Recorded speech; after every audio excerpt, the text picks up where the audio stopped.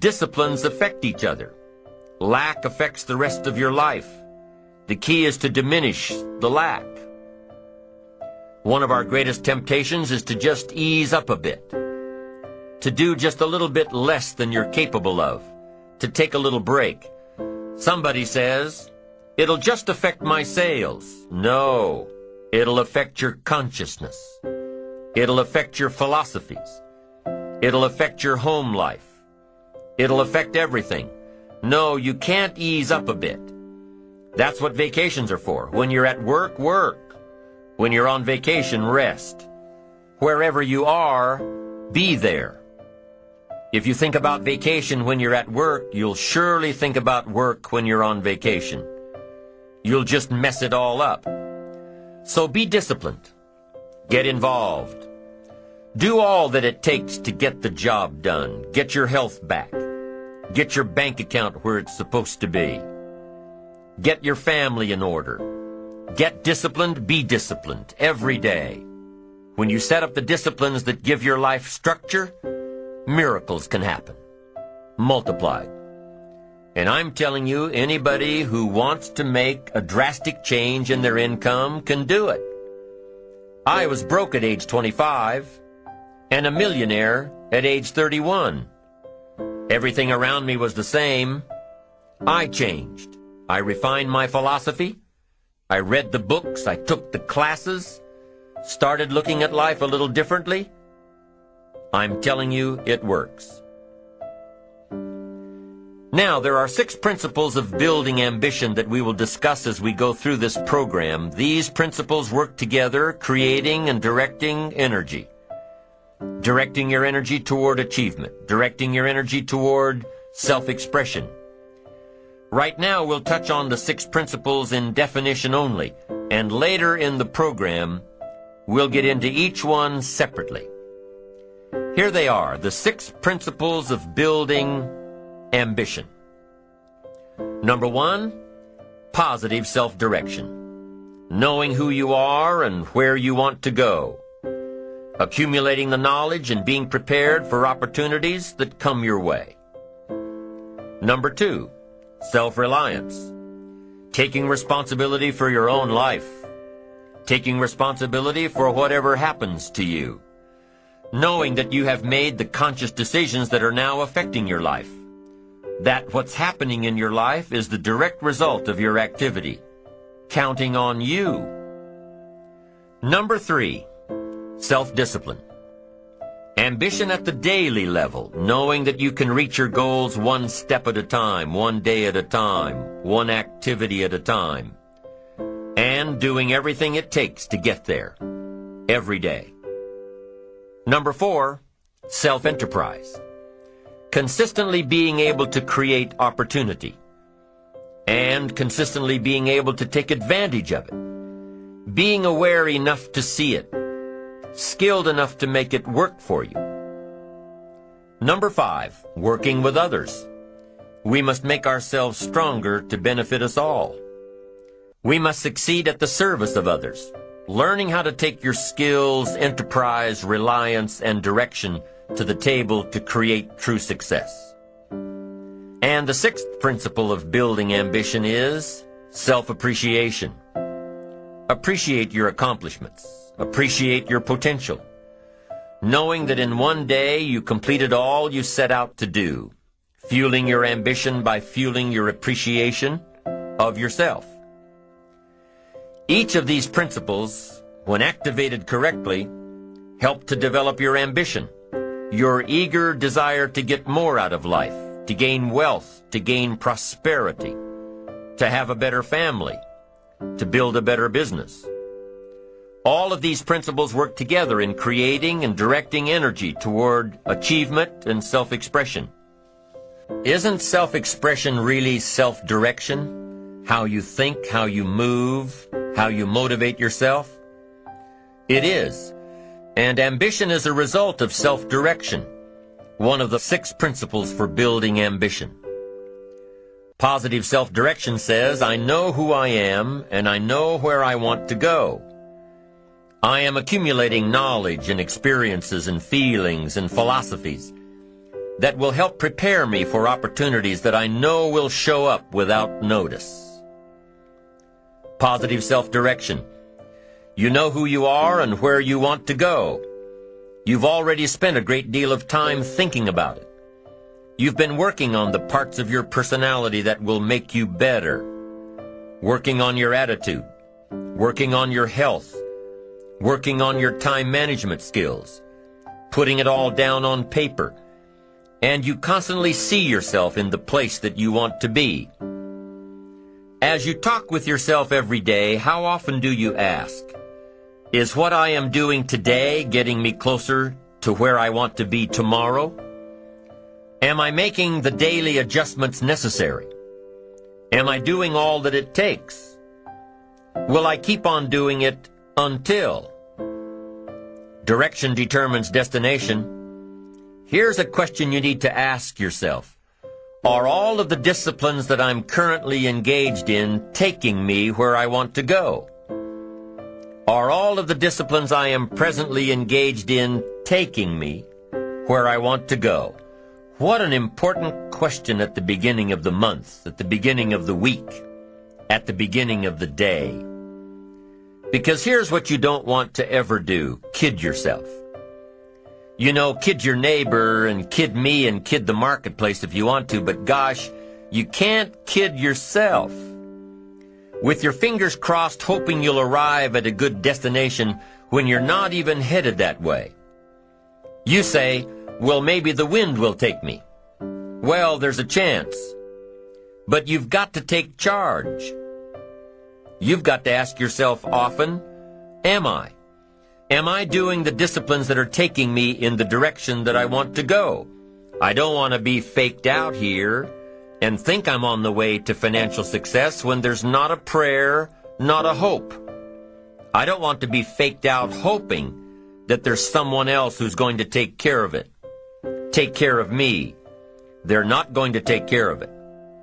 They're not going to take care of me. What if all of your negative relatives turn positive? What'll that do for your fortune and your future? Not much. If prices come down a little, what'll that do for your fortune and your future, and your sophistication and your culture? What'll that do? Not much. If the economy gets a little better, what'll that do? Answer, not much. If you don't make plans of your own, you'll fit into someone else's plans. And guess what they have planned for you? You're right, not much. Most people wake up every morning counting on this not much list.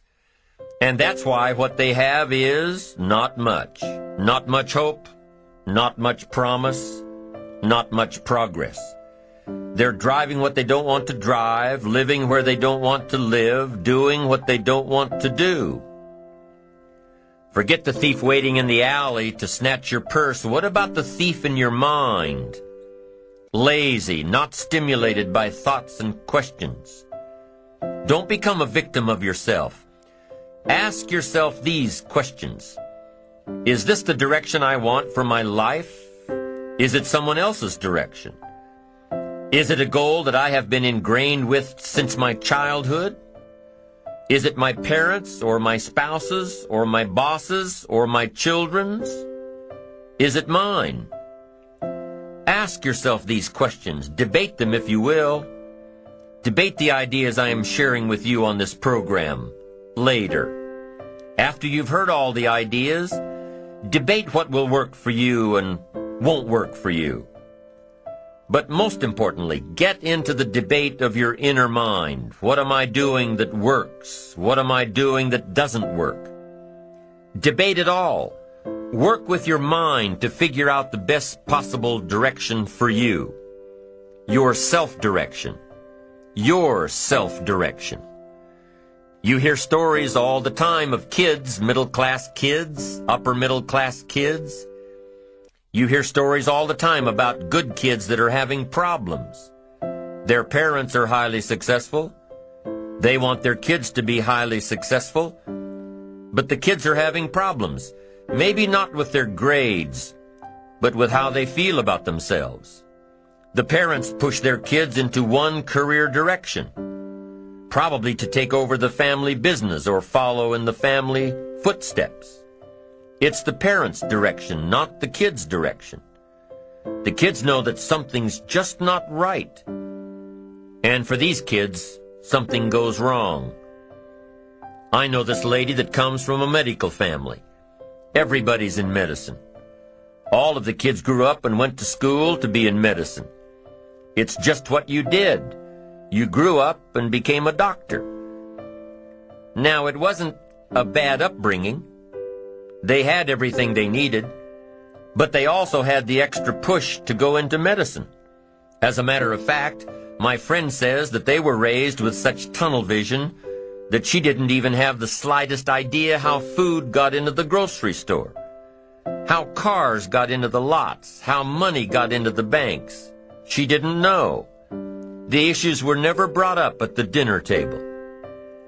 She remembers back in the late 70s, the first time she went to look for a job to make extra money in college, that the best jobs in the paper, the ones for qualified people, were only advertising a monthly salary of $900. $900. She thought the average person on the street, the average non-qualified person, made at least $3,000 a month. What a difference. What a shock.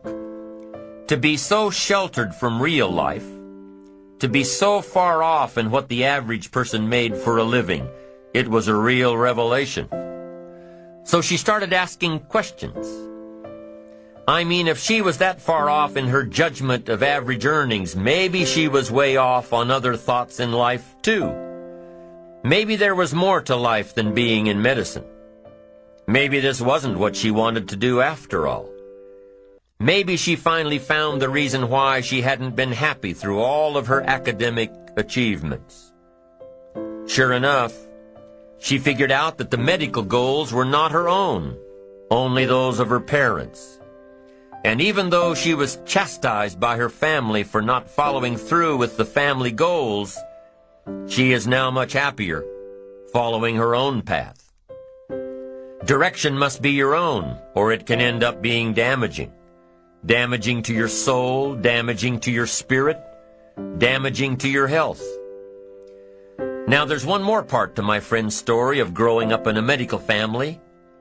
It's a part that nobody in her family talks much about, yet it happened. And it's an important part to tell. While my friend was pushing for perfection in school, she also pushed herself into an eating disorder. She ended up with this a few years before anyone really knew anything about anorexia. So there wasn't much help available. But a few years later, about the same time she started asking questions about life, she determined with the help of a specialist that this eating disorder had nothing to do with food or the lack of it. It had to do with control. It had to do with direction. Somebody else's direction for her. Direction has to be your own, or it can be damaging. So parents, be watchful of how you motivate your children. Give them all of the resources to make their own choices, and back them up. Give them the freedom to discover their own direction. It may not be the direction you'd hope for, but it is their direction. And with their own direction, they will reach their own destination.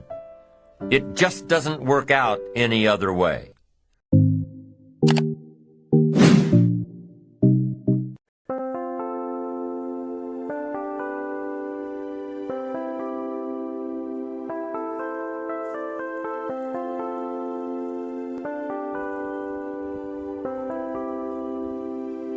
Chẳng được quên khi cơn mưa đêm lại về.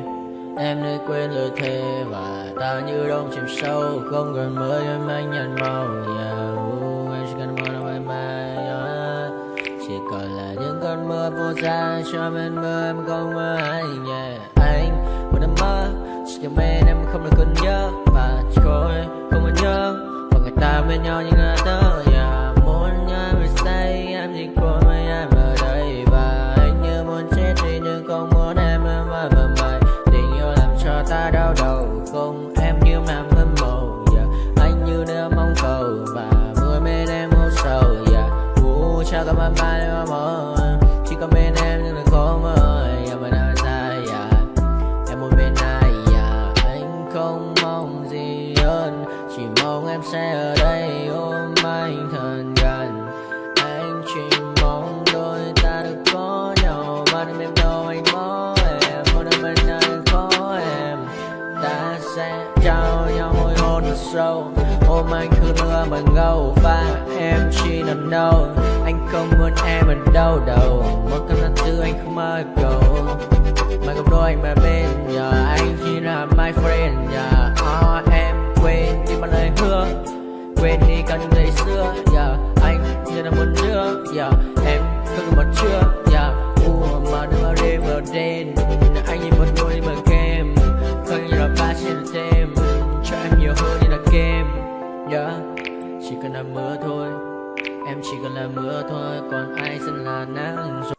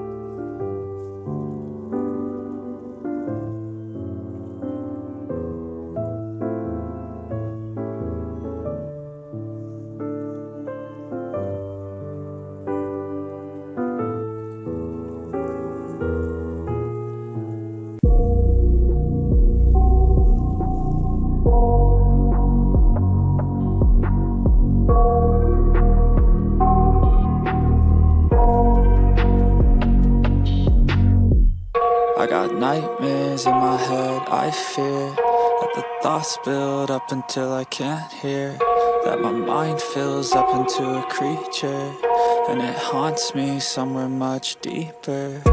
Anxiety, filling up every space, no privacy. And silently, it could build and build until you finally see, whoa, it's taking over, damn no closure, moving closer. No exposure, I just wanna be a loner. Some can't stay sober, looking over all their shoulders, like moving boulders just to get out of the home. It sucks, I've had enough, I don't wanna feel the stuck under the rug, all my problems that I shove. I got nightmares in my head, I fear that the thoughts build up until I can't hear, that my mind fills up into a creature, and it haunts me somewhere much deeper. I got nightmares in my head, I fear that the thoughts build up until I can't hear, that my mind fills up into a creature, and it haunts me somewhere much deeper.